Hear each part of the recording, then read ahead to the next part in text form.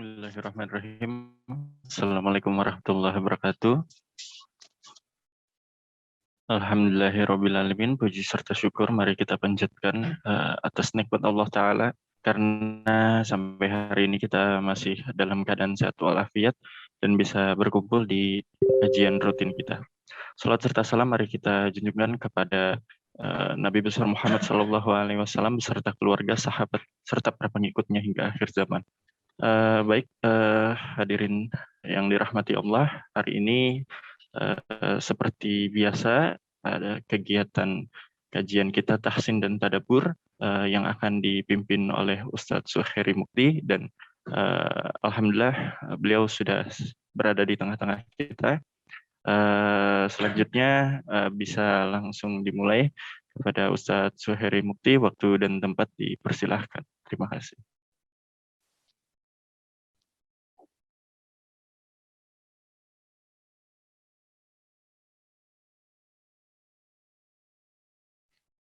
Assalamualaikum warahmatullahi wabarakatuh. Bismillahi walhamdulillah. Assalatu wassalamu ala rasulillah wa ala alihi wa ashabihi wa man tabi'ahu mawalah la hawla wa la quwata illa billah amma ba'du. Ikhwah fillah rahimakumullah. Alhamdulillah pagi ini kita masih mendapatkan limpahan nikmat dari Allah Subhanahu wa taala sehingga kita bisa mengudara kembali dalam kajian rutin kita, kajian tahsin dan tadabbur Al-Qur'an. Alhamdulillah kajian kita terakhir sudah sampai ayat 112. Insyaallah akan kita lanjutkan hari ini ayat 113 sampai dengan 121. Yang ayat-ayat yang kita baca masih berkaitan dengan sifat dan karakter orang-orang Yahudi atau Bani Israel. Baik, seperti biasa sebelum kita mengkaji kandungan ayatnya, saya akan membacakan ayat-ayat yang akan kita kaji nanti dan mohon diperhatikan hukum-hukum tajwid yang ada pada ayat-ayat tersebut. A'udzu billahi minasy syaithanir rajim. Bismillahirrahmanirrahim. وقالت اليهود ليست النصارى على شيء وقالت النصارى ليست اليهود على شيء وهم يتلون الكتاب كذلك قال الذين لا يعلمون مثل قولهم فالله يحكم بينهم يوم القيامة فيما كانوا فيه يختلفون ومن أظلم ممن منع مساجد الله أن يذكر فيها اسمه وسعى في خرابها أولئك ما كان لهم أن يدخلوها إلا خائفين لهم في الدنيا خزي ولهم في الآخرة عذاب عظيم ولله المشرق والمغرب فأينما تولوا فثم وجه الله إن الله واسع عليم. وقالوا اتخذ الله ولدا سبحانه بل له ما في السماوات والأرض كل له قانتون بديع السماوات والأرض وإذا قضى أمرا فإنما يقول له كن فيكون وقال الذين لا يعلمون لولا يكلمنا الله أو تأتينا آية كذلك قال الذين من قبلهم مثل قولهم تشابهت قلوبهم قد بينا الآيات لقوم يوقنون إنا أرسلناك بالحق بشيرا ونذيرا ولا تسأل عن أصحاب الجحيم ولن ترضى عنك اليهود ولا النصارى حتى تتبع ملتهم قل إن هدى الله هو الهدى ولئن اتبعت أهواءهم بعد الذي جاءك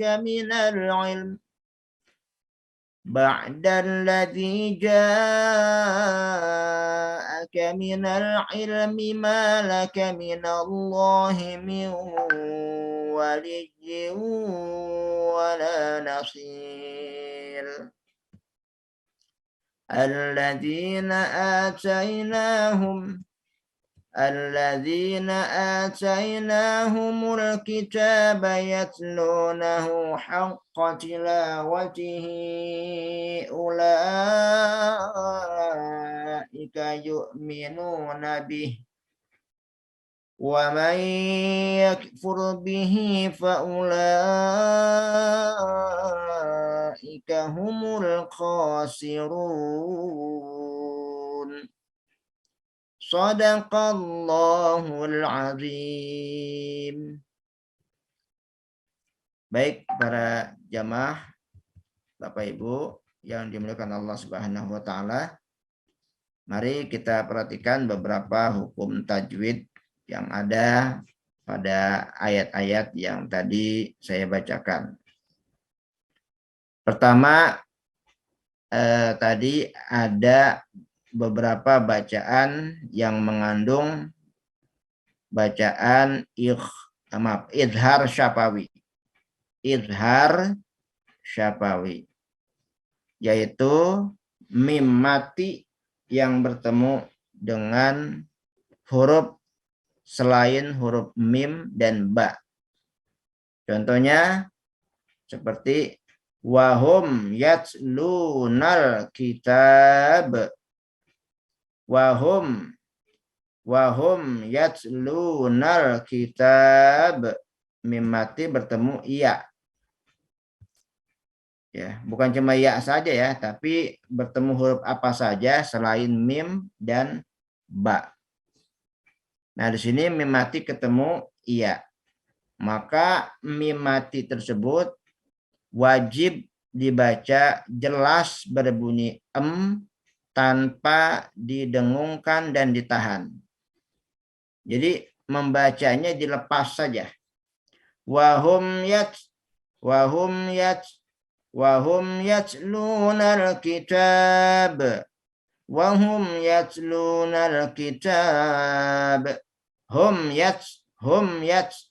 Tidak boleh ditahan, tidak boleh. Wahum yats, nggak boleh.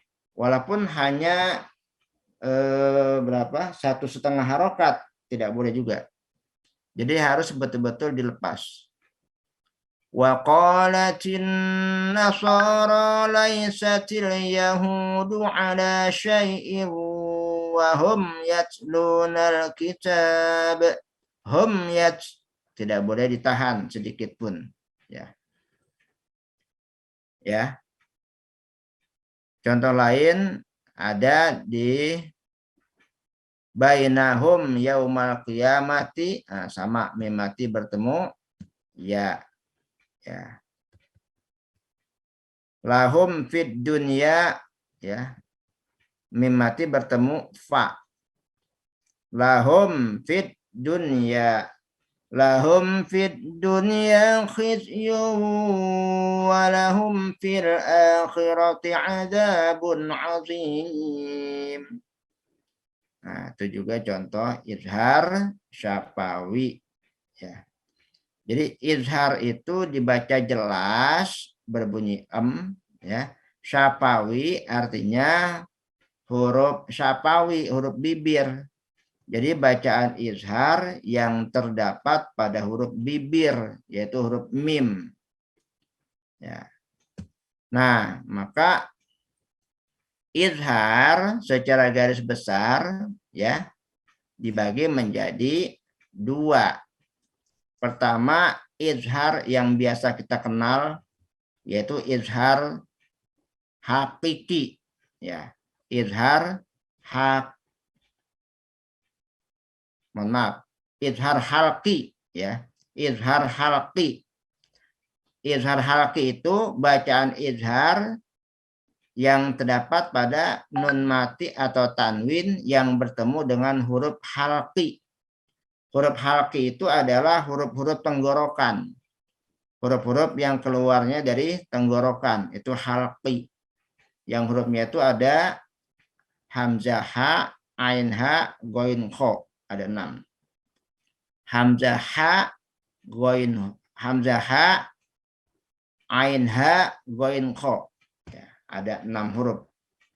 Itu yang izhar yang biasa kita kenal. Itu sebetulnya namanya izhar halqi, bukan izhar saja, ya. Izhar halqi.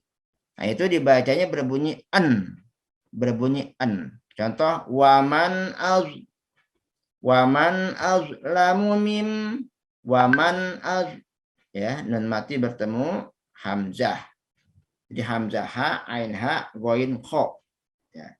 Itu tidak boleh dibaca ditahan. Waman az, nggak boleh. Ya.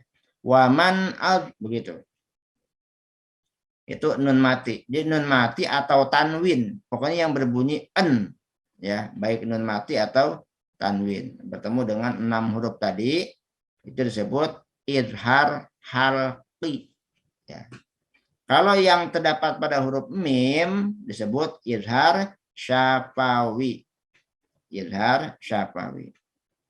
Nah, nanti ada lagi yang disebut dengan izhar mutlak. Apa itu izhar mutlak?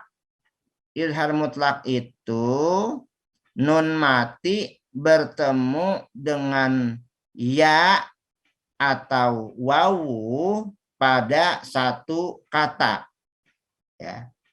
Contohnya seperti fit dunya. Fit dunya. Kita lihat. Ad-dunya itu nun mati bertemu ya. Satu kata. Dunia itu satu kata. Nah, biasanya kalau nun mati bertemu iya, itu kan terjadi bacaan idgham bigunnah. Itu kalau berbeda kata. Nun mati dengan ya berbeda kata. Ya, misalnya mi yaumin, misalnya gitu. Min dan yaumin dibaca mi yaumin. Itu karena dua kata. Tapi kalau satu kata nun mati bertemu ya dalam satu kata, dia tetap dibaca izhar. Dun. Tidak bisa dibaca duya. Tidak boleh, ya. Lahum fid dunya khizyu. Nah, tidak boleh begitu. Harus lahum fid dunya khizyu wa lahum. Seperti itu. Itu namanya izhar mutlak. Izhar mutlak itu hurufnya ada 2. ya dan wawu.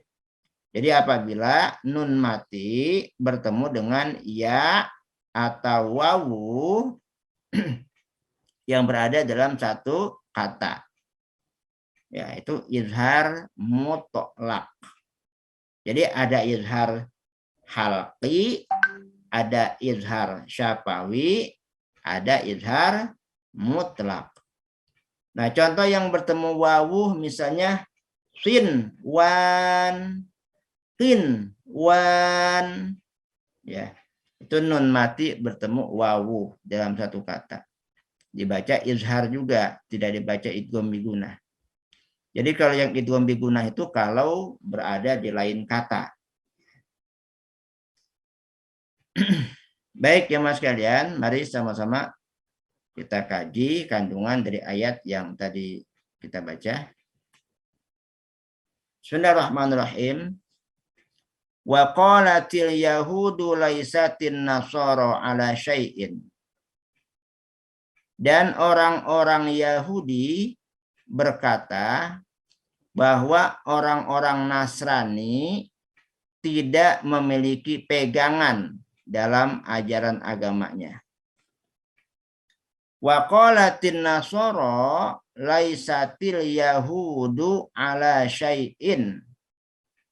Dan orang-orang Nasrani juga berkata bahwa orang-orang Yahudi tidak punya pegangan dalam agamanya.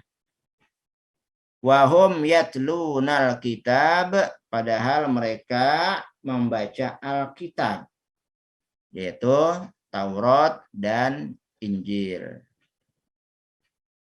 Nah, di sini antara orang Yahudi dengan orang-orang Nasrani main tuduh-tuduhan, ya. Jadi sebetulnya Yahudi dan Nasrani walaupun mereka sama-sama memusuhi Islam, mereka juga saling bermusuhan juga. Yahudi menuduh Nasrani sesat, Nasrani menuduh Yahudi sesat. Demikian juga mereka menuduh Islam sesat juga, ya. Nah, orang Yahudi menuduh orang-orang Nasrani itu tidak punya pegangan dalam agamanya, di mana mereka itu mentuhankan Isa, ya, nggak ada pegangannya, ya. Ya, di satu sisi itu benar memang. Lalu orang Nasrani juga menuduh orang-orang Yahudi itu tidak punya pegangan dalam agamanya. Nah, jadi Yahudi dan Nasrani itu kan yang dimaksud dengan Yahudi dan Nasrani sini sepeninggalnya Nabi Musa dan Nabi Isa, ya. Jadi ketika sudah tidak ada lagi nabinya, gitu. Mereka tidak ada pegangan, iya, karena memang semua mereka itu semuanya telah mengubah ajaran yang sebenarnya, gitu. Makanya kata Allah, wahum yatlunal kitab, padahal mereka itu membaca Alkitab, ya. Jadi orang Yahudi, terutama yang pendeta-pendetanya, itu membaca kitab Taurat, tahu kitab Taurat, tapi diselewengkan. Nasrani juga sama begitu, mereka juga membaca Injil, ngerti Injil, tapi diselewengkan. Nah, setelah agama mereka menyeleweng, tersesat, maka mereka saling tuduh-menuduh, ya. Kadzalika qala alladzina la ya'lamuna mithla qaulihim. Begitu pula orang-orang yang tidak mengetahui perkataannya sama dengan perkataan mereka. Nah, kalau tadi kan yang saling tuduh-menuduh itu kan mereka membaca Alkitab, tahu isi Taurat, tahu isi Injil, kemudian saling tuduh-menuduh Yahudi salah, Nasrani salah, gitu. Nah, ada juga orang-orang yang nggak tahu menahu. Artinya dia sebetulnya bodoh, ya, nggak tahu Taurat, nggak tahu Injil, tapi juga ikut-ikutan main tuduh-tuduhan, ya. Nah, maka firman Allah selanjutnya, Wallahu yahkumu bainahum yaumal qiyamati fima kanu fihi yakhtalifun. Maka Allah akan menghukumi mereka nanti pada hari kebangkitan pada apa yang mereka perselisihkan, gitu. Jadi Yahudi menuduh Nasrani nggak punya pegangan, Nasrani menuduh Yahudi nggak punya pegangan, kan jadi konflik, jadi sengketa, jadi perselisihan. Maka nanti Allah lah yang menyelesaikannya. Yang pada intinya mereka yang salah semua, yang benar Islam, gitu. Oke. Ayat selanjutnya. Wa man azlamu mimman mana'a masajidallahi ayyudhkara fiha ismuhu wa sa'a fi kharabiha. Siapakah orang yang lebih zalim dari orang yang menghalang-halangi orang lain untuk masuk ke masjid-masjid Allah, untuk diingat namanya di dalamnya, maksudnya untuk beribadah ya. Wasa'a fi kharabiha, dan dia berusaha untuk merobohkannya, meroboh masjid. Nah, kalau tadi ada pertanyaan waman azlamu, dan siapakah yang lebih zalim, ya. Ini pertanyaan yang berfungsi menegaskan. Artinya tidak ada orang yang lebih zalim selain orang yang melarang manusia masuk ke masjid untuk beribadah dan berusaha menghancurkan masjid-masjid. Nah, ini kerjaannya orang Yahudi. Orang Yahudi selalu menghalang-halangi umat Islam untuk masuk ke masjid untuk beribadah. Dan mereka juga nggak suka sama bangunan masjid. Dan selalu mereka berusaha untuk merobohkan masjid-masjid. Ya.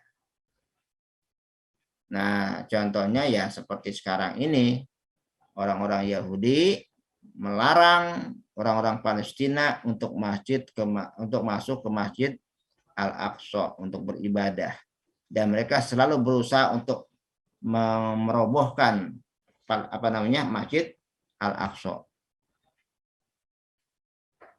Ulaika ma kana lahum ayyadkhuluha illa khaifin. Mereka itu tidak mungkin masuk ke dalamnya, masuk ke masjid, kecuali orang-orang yang takut, yaitu takut kepada Allah Subhanahu wa Ta'ala. Orang-orang Yahudi nggak mungkin dia mau masuk ke masjid, ya, kecuali orang-orang yang takut kepada Allah, maksudnya dia beriman, masuk Islam, baru dia mau ke masjid. Selain orang yang masuk Islam atau orang yang seorang Muslim nggak mau masuk ke masjid. Ya. Nah, makanya ya mohon maaf ya, kalau ada yang tidak suka pergi ke masjid, nah berarti ini menyerupai karakternya orang Yahudi. Ya. Lahum fid dunya khizyun walahum fil akhirati adzabun azim. Bagi mereka ada kehinaan di dunia, dan bagi mereka di akhirat ada azab yang sangat besar. Nah, sini ancaman Allah kepada orang-orang Yahudi, ya, bahwa mereka itu diberikan kehinaan di dunia dan akan diberikan azab yang besar di akhirat. Ini ancaman Allah. Nah, makanya isi kandungan Al-Quran itu kan ada 6. Ya, ada 6. Ada 6 ajaran pokok di dalam Al-Quran. Pertama, Al-Quran itu mengajarkan tentang tauhid.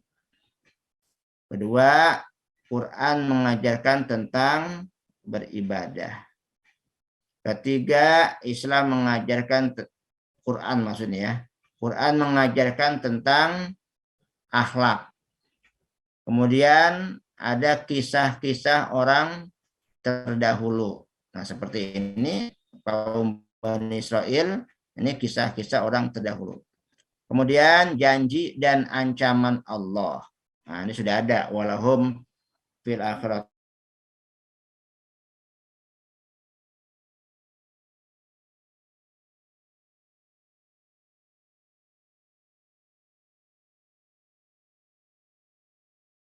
Itu mengandung isyarat-isyarat ilmiah, ya, seperti misalnya tentang asal kejadian manusia yang Allah jelaskan di dalam Al-Quran, Kemudian diteliti dalam ilmu kedokteran, ternyata benar. Nah, akhirnya banyak dokter-dokter yang non-muslim masuk Islam. Isyarat-isyarat ilmu pengetahuan, ya, termasuk ilmu-ilmu kimia, ilmu fisika, ternyata itu sudah ada dasar-dasarnya di dalam Al-Quran. Lalu diteliti oleh para ilmuwan dan ternyata benar. Makanya Quran itu berfungsi sebagai mukjizat. Mukjizatnya mukjizat akliyah. Mukjizat yang hanya bisa dirasakan oleh orang-orang yang berakal, yang berpikir atau yang mempelajarinya.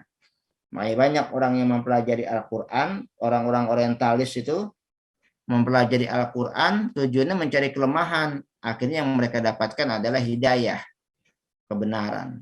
Ya. Jadi percuma saja mencari kesalahan dalam Al-Quran, nanti akan ketemu kebenaran. Ya. Baik, kita sih senang kalau ada orang kafir yang mempelajari Al-Quran, senang. Ya. Dengan begitu mereka jadi tahu Islam. Karena Islam itu membawa agama yang benar. Kemudian, walillahil masyriq wal maghrib. Dan milik Allah timur dan barat. Ya. Jadi segala apa yang ada yang melintas dari timur sampai ke barat itu adalah milik Allah. Fa'ainama tuwallu fasama wajhullah. Maka kemana saja kalian menghadap, di sana ada zat Allah. Nah, wajhullah ini sebetulnya kalau arti secara harfiahnya wajah Allah. Nah, tetapi kan Allah itu kan tidak sama dengan makhluknya. Mukhalafatu lil hawadisi, ya. Allah tidak sama dengan makhluknya. Maka kita tidak boleh menerjemahkan wajah Allah. Wajahullah artinya kata wajah, ya, itu ditakwil oleh para ulama tafsir. Wajhullah itu ditakwil menjadi zat Allah. Takwil itu artinya memberikan pengertian lain, ya. Jadi kata wajah yang ada dalam Al-Quran kalau disandarkan kepada Allah itu bermakna zat, ya. Zat. Wajhullah artinya zat Allah. Itu namanya takwil. Sama seperti kata yadun, ya. Yadun. Kalau disandarkan kepada Allah, maka yadun itu yang biasa diartikan tangan berubah menjadi kekuasaan. Misalnya yadullahi fauqa aidihim. Tangan Allah di atas tangan mereka. Nah, kata yadun, ya, atau yadullah itu ditakwil, bukan tangan Allah tapi kekuasaan Allah. Fauqa aidihim, di atas kekuasaan mereka. Itu namanya takwil, ya, takwil. Ya. Baik. Tadi kata Allah, kemana saja kalian menghadap, di sana ada zat Allah. Apa itu maksudnya? Ini terkait dengan arah kiblat. Ketika kita melaksanakan sholat, ya, ini salah satu bentuk rukhsah yang Allah berikan bagi orang-orang yang dalam perjalanan, yang melaksanakan sholat, misalnya sholat di kendaraan, kan tidak selalu kendaraan itu menghadap ke kiblat. Tergantung arah kita pergi, kita kemana, gitu kan? Bisa jadi kita arah kendaraan kita membelakangi kiblat.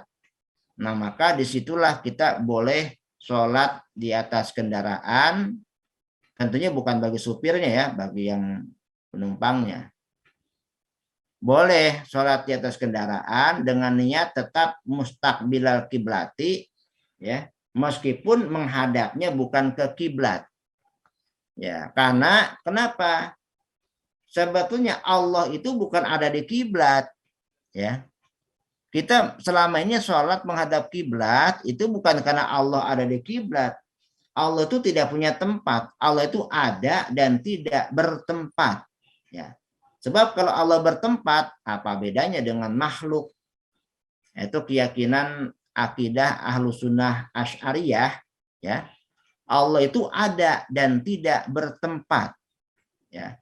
Kalaupun dalam ayat-ayat Allah katakan Allah bersemayam di atas arsy, nah itu perlu ditakwil lagi. Itu bukan makna yang sebenarnya. Allah bersemayam di atas arsy itu maksudnya Allah berkuasa. Ya, Allah berkuasa, bukan berarti Allah duduk di atas singgasana, bukan. Nah, jadi ketika kita sholat menghadap kiblat, sesungguhnya kiblat itu hanya pemersatu. Ya. Allah tidak ada di kiblat, Allah tidak bertempat. Ya, kita nggak boleh juga kita bilang Allah ada di mana-mana ya. Sebab kalau kita katakan Allah ada di mana-mana, nanti maknanya bisa Allah itu banyak. Allah itu ada dan tidak bertempat. Itu saja. Ya. Jadi kemanapun kita mengarah, kita menghadap, ya khususnya ketika kita dalam kondisi lagi tidak normal, maka sah. Ya. Maka sah kita sholat menghadap ke arah mana saja ya ketika kita sedang di dalam kendaraan ya. Kalau tidak dalam kendaraan kita harus mencari dulu sebisa mungkin, mencari arah kiblat dulu. Ketika tidak ketemu ya sudah seyakinnya kita ya kayaknya saya yakin nih kiblat kayaknya arahnya ke sana karena matahari cenderung ke sana umpama gitu ya. Nah gitu. Andai pun salah tidak mengapa, karena sesungguhnya kita bukan lagi menghadap kiblat itu bukan kita menghadap Allah, ya. Tapi hanya sebatas simbol, ya. Bukan berarti Allah ada di kiblat, bukan. Jadi kiblat itu simbol. Makanya dulu pernah ada perdebatan, ya, antara Habib Rizik ya, saya nonton YouTube-nya ya, Habib Rizik dengan seorang Nasrani ya. Itu debat lintas agama itu. Di mana orang Nasrani itu menuduh selama ini umat Islam sama saja menyembah berhala karena menyembah Ka'bah gitu. Menyembah-nyembah Ka'bah ketika sholat menghadap ke Ka'bah berarti menyembah-nyembah Ka'bah itu. Nah, dibantah oleh beliau bukan begitu. Kita menyembah Allah. Ka'bah itu hanya simbol persatuan. Kita menghadap kiblat ke Ka'bah itu simbol persatuan, bukan berarti kita menyembah Ka'bah, bukan. Ka'bah mah benda mati, enggak ada apa-apanya. Ya. Nah, seperti itu. Baik. Innallaha wasi'un alim. Sesungguhnya Allah maha luas rahmatnya dan maha mengetahui. Ayat selanjutnya berkaitan dengan tuduhan orang-orang Yahudi bahwa Allah memiliki anak. Demikian juga orang Nasrani ya. Wa qalu takhadallahu walada. Dan mereka mengatakan Allah memiliki anak. Ya. Allah memiliki anak. Kata orang Yahudi, bahkan orang Yahudi sendiri mengaku mereka itu adalah anak-anak Allah. Ya. Nahnu abna'ullahi wa ahibba'uh. Kata mereka gitu. Kami adalah anak-anak Allah dan kekasih-kekasihnya. Itu pengakuan orang Yahudi. Nah, dibantah oleh Allah, subhanahu, maha suci dia. Maha suci Allah. Maksudnya, maha suci Allah dari segala macam sekutu. Ya. Allah enggak punya anak. Kan di dalam surat Al-Ikhlas sendiri Allah katakan lam yalid wa lam yulad.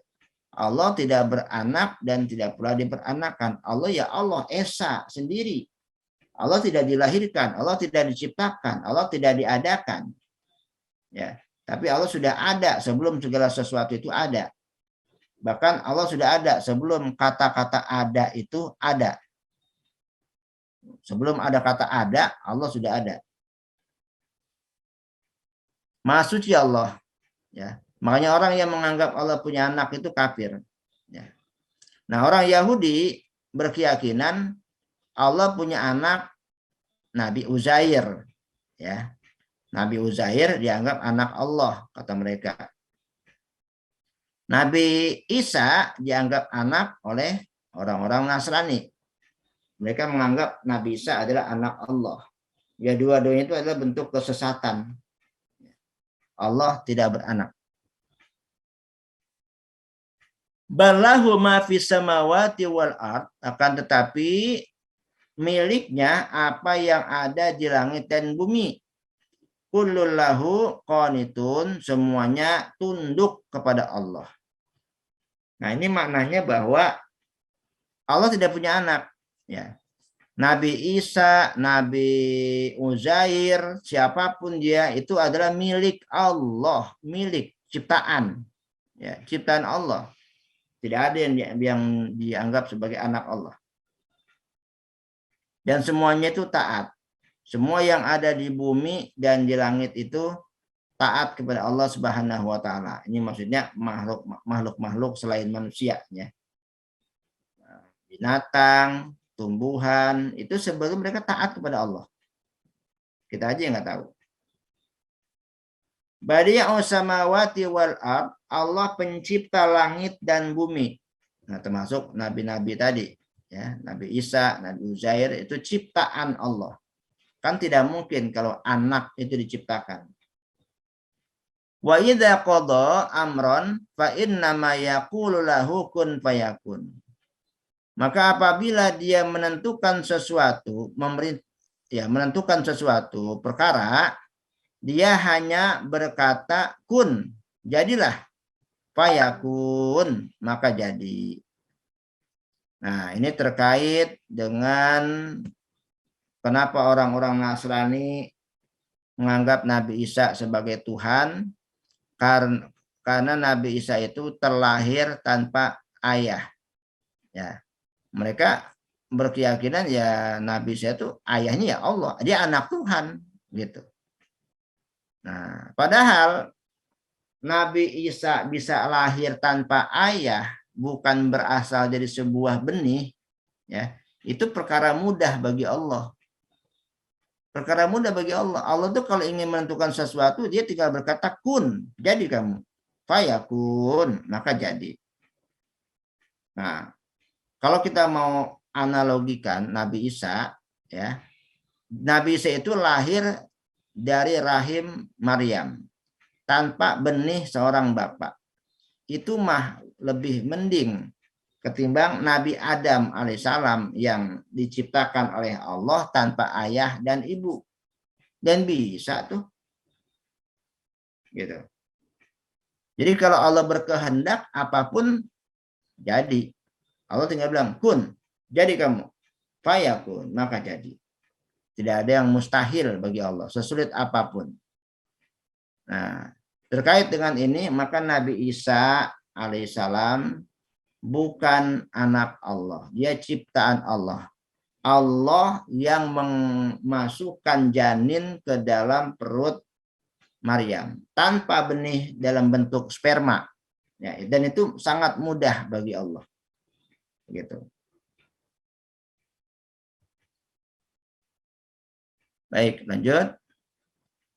Wa qala alladzina la ya'lamuna laula yukallimuna Allahu aw ta'tina ayah. Dan orang-orang yang tidak mengetahui, artinya yang tidak membaca kitab Taurat, mereka berkata, duh, andai kata Allah tidak berbicara kepada kami, aw ta'tina ayah, atau andai kata Allah tidak mendatangkan satu ayat pun kepada kami. Nah, itu harapan mereka, ya. Mereka itu berangan-angan, coba Allah tidak berkata kepada kami. Maksudnya apa? Tidak berkata menjelaskan tentang kenabian Nabi Muhammad Shallallahu Alaihi Wasallam. Ya. Coba Allah nggak berbicara kepada kami tentang ini, tentang kenabian Nabi Muhammad. Harapan mereka begitu. Atau coba Allah jangan menurunkan ayat satupun. Kadzalika qala alladzina min qablihim mithla qaulihim. Begitu pula orang-orang sebelum mereka berkata seperti mereka, mithla qaulihim, seperti ucapan mereka. Jadi orang-orang Yahudi itu memang menyesalkan Allah memberikan kabar kepada mereka tentang kenabian Nabi Muhammad Shallallahu Alaihi Wasallam. Ya, baik itu orang Yahudi di zaman Rasulullah ataupun orang Yahudi yang ada di zaman-zaman sebelumnya. Itu mereka sangat tidak ingin kalau ada berita tentang kenabian Nabi Muhammad, keturunan Nabi Ismail dari bangsa Arab. Karena mereka itu dengki kepada orang-orang Arab. Tasyabahat qulubuhum, hati mereka itu sama. Nah, hati orang Yahudi di zaman Rasulullah atau di zaman-zaman sebelumnya semuanya sama. Tidak suka mendengarkan kabar-kabar dari para nabi. Qad bayyannal ayati liqaumi yuqinun. Sungguh kami telah menjelaskan ayat-ayat untuk kaum yang meyakini. Inna arsalnaka bil haqqi basyiran wa nadhira. Sesungguhnya kami mengutus engkau wahai Muhammad. Nah, kalau ada ka itu maksudnya engkau Nabi Muhammad maksudnya. Bil haqqi dengan kebenaran. Basyiran wa nadhira sebagai pemberi kabar gembira dan sebagai pemberi peringatan. Nah, jadi Nabi diutus oleh Allah ya untuk berdakwah kepada seluruh manusia, kepada orang Arab jahiliyah, kepada orang-orang Yahudi dan Nasrani supaya meninggalkan agama mereka dan masuk Islam ya. Dan Rasul memberikan kabar gembira dan ancaman. Basyiron itu kabar gembira. Buat siapa itu? Buat orang-orang yang mau beriman. Dikasih kabar gembira, misalnya orang beriman itu masuk surga. Begitu pula Rasul sebagai nadhira, pemberi peringatan. Rasul menyampaikan ancaman-ancaman dari Al-Quran kepada orang-orang kafir bahwa mereka akan mendapatkan azab yang pedih kalau tidak mau beriman, gitu ya. Itu nadhira, pemberi kabar, peringatan, ya, pemberi peringatan. Nah, dalam dakwah Nabi, ya, Nabi lebih mengedepankan basyiron daripada nadhiran. Ya. Makanya ayat-ayat tentang janji Allah tentang surga itu lebih banyak daripada ayat-ayat tentang neraka. Gitu. Jadi Nabi itu kalau dakwah nggak nakut-nakutin. Oh, neraka lo. Enggak. Ya. Nggak begitu dulu. Tapi dikasih kabar-kabar gembira dulu supaya mereka tertarik. Jadi nggak perlu diancam pun kalau mereka sudah senang, sudah tertarik masuk Islam. Kalau dikasih basyir nggak bisa juga, ya dikasih berita gembira masih bandel juga, baru nazir, baru peringatan, neraka, gosong loh. Ya. Wala tus'alu an ashabil jahim, dan kamu tidak akan dimintakan pertanggungan jawab tentang penduduk neraka jahim. Maksudnya, kalau Nabi berdakwah dan banyak orang yang masih kafir, ya, Nabi tidak akan dimintakan pertanggungan jawab lagi tentang orang-orang yang kafir, dan orang-orang kafir itu akan dimasukkan ke dalam neraka jahim. Ya. Jadi bagi Nabi cukup sudah menyampaikan, selesai. Ya. Ada ayat yang mengandung ungkapan para nabi ketika sudah berdakwah itu ya. Qad ballagtu risalataka, ya Allah, aku telah menyampaikan risalahmu. Selanjutnya terserah engkau. Begitu. Jadi yang penting Nabi itu sudah menyampaikan kebenaran, sudah mendakwakan Islam. Kalau mereka tetap bandel nggak mau masuk Islam juga, itu sudah urusan mereka dengan Allah. Dan Nabi tidak akan dimintakan pertanggungan jawab.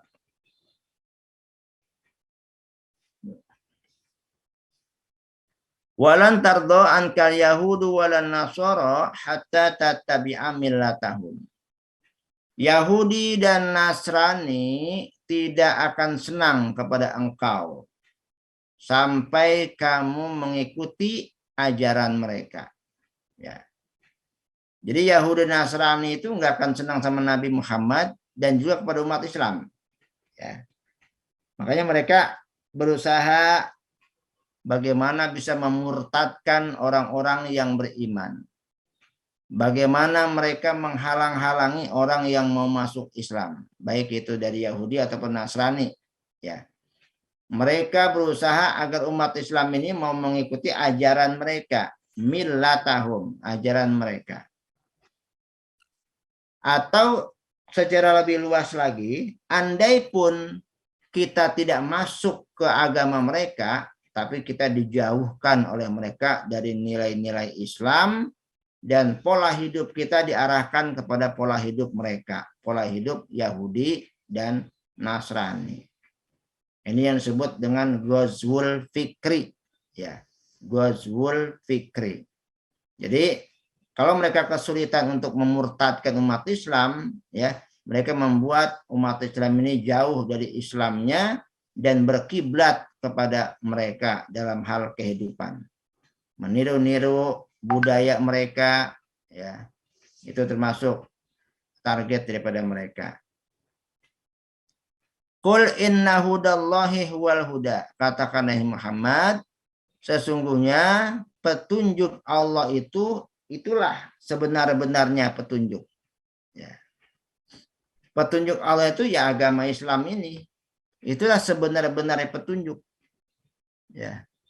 Kalau orang Yahudi mengatakan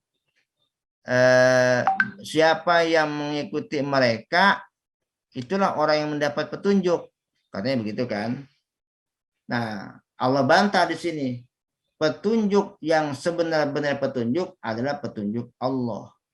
Inna hudallahi huwal huda.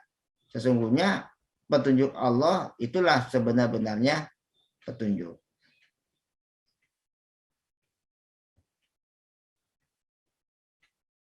Wala ini taba'ta ahwa'ahum ba'daladzi ja'aka minal ilmi.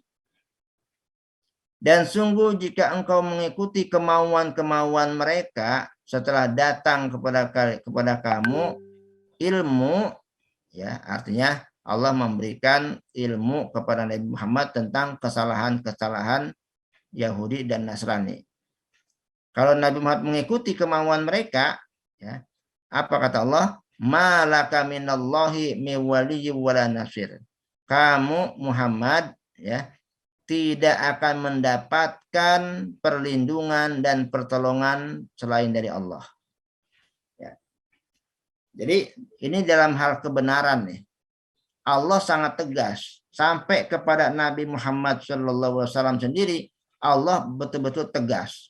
Kalau kamu Muhammad mengikuti kemauan mereka, sungguh nanti kamu tidak mendapatkan perlindungan dan pertolongan. Jadi dalam hal akidah itu tidak ada negosiasi, ya, tidak ada negosiasi. Makanya ketika orang kafir mengajak tukeran peribadatan, seperti yang difirmankan dalam surat Al-Kafirun, Allah mengajarkan Nabi dengan tegas, "Qul ya ayyuhal kafirun, la a'budu ma ta'budun." Hai orang kafir, aku tidak akan menyembah apa yang kalian sembah. Wala antum a'abidun ma'abud, kalian juga tidak menyembah apa yang aku sembah. Wala ana a'abidun ma'abatum, diulangi lagi nih. Dan aku tidak akan menyembah apa yang kalian sembah. Wala antum a'abidun ma'abud, kalian juga tidak akan menjadi penyembah Tuhan yang aku sembah. Lakum dinukum waliyadin, bagi kalian agamamu dan bagiku agamaku. Ini bentuk ketegasan bagi umat Islam. Jangan mau mengikuti kemauan-kemauan orang kafir. Jadi dalam hal akidah tidak ada negosiasi. Kalau dalam hal muamalah itu beda lagi. Dalam pergaulan, ya, itu boleh. Tapi ke dalam hal akidah tidak ada negosiasi. Harus tegas. Alladzina atainahumul kitaba yatlunahu haqqa tilawatih. orang-orang yang kami berikan kitab kepada mereka, yaitu Yahudi atau Nasrani, yatlunahu, mereka itu membacanya haqqa tilawatih, dengan sebenar-benarnya membaca. Jadi baca yang benar-benar paham. Orang Yahudi baca kitab, ya, mereka paham betul di kitab Taurat itu ada berita tentang Nabi Muhammad, nanti akan datang Nabi Muhammad keturunan Ismail dari bangsa Arab, ya. Orang Nasrani juga begitu, membaca dalam Injil nanti ada nabi terakhir dari bangsa Arab, Nabi Muhammad gitu. Semua mereka itu membaca dan benar-benar tahu, ya. Sampai ulaika yu'minuna bihi, mereka itu percaya gitu. Tapi sayangnya mereka kufuri juga gitu. Mereka tidak imani, artinya ya mereka tahu nanti akan datang Nabi Muhammad, percaya tapi tidak beriman kepada Nabi Muhammadnya, ya. Wa may yakfur bihi faulaika humul khasirun, barang siapa yang kafir tidak juga mau mengikuti Nabi Muhammad misalnya, faulaika humul khasirun, maka mereka itu orang-orang yang merugi. Ya. Jadi orang-orang Yahudi dan Nasrani sebetulnya mereka sudah memahami, ya, tentang kedatangan Nabi Muhammad, dan juga memang ada perintah dalam Taurat ataupun dalam Injil ketika nanti datang Nabi Muhammad, imani, percaya, masuk Islamlah. Nah, tapi pada kenyataannya mereka mengingkari itu semua dan mereka tidak beriman kepada Nabi Muhammad Shallallahu Alaihi Wasallam. Nah, ini karakter Bani Israel yang hatinya betul-betul keras, susah sekali mendapatkan hidayah. Makanya orang-orang Yahudi itu sedikit yang masuk Islam. Di antaranya yang masuk Islam itu Abdullah bin Salam, ya. Dia masuk Islam, yang mendapat itu tokoh Yahudi yang masuk Islam, Abdullah bin Salam. Ada lagi nih Abdullah juga nih, Abdullah bin Ubay, ya, Yahudi yang menjadi munafik, yang pura-pura masuk Islam padahal kafir. Ya. Baik jemaah sekalian, Bapak Ibu yang dimuliakan Allah Subhanahu wa taala, demikian kajian tahsin dan tadabbur Al-Qur'an kita, surat Al-Baqarah dari ayat 113 sampai 121. Mudah-mudahan kita bisa mengambil pelajaran dari apa yang telah disampaikan oleh Al-Qur'an tadi, dan mudah-mudahan kita termasuk orang-orang yang mendapatkan petunjuk untuk bisa mengamalkannya. Amin ya rabbal alamin. Demikian, lebih kurang mohon maaf. Billahi taufiqul hidayah. Wassalamualaikum warahmatullahi wabarakatuh. Waalaikumsalam warahmatullahi wabarakatuh.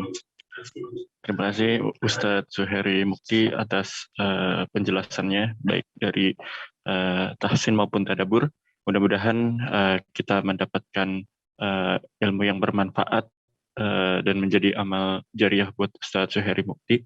Dan mudah-mudahan kita dijauhkan dari sifat-sifat munafik seperti orang-orang Yahudi. Terima kasih teman-teman yang sudah hadir, karena waktu sudah memasuki jam 9. Kita tutup kajian hari ini dengan membaca hamdalah dan doa penutup majelis.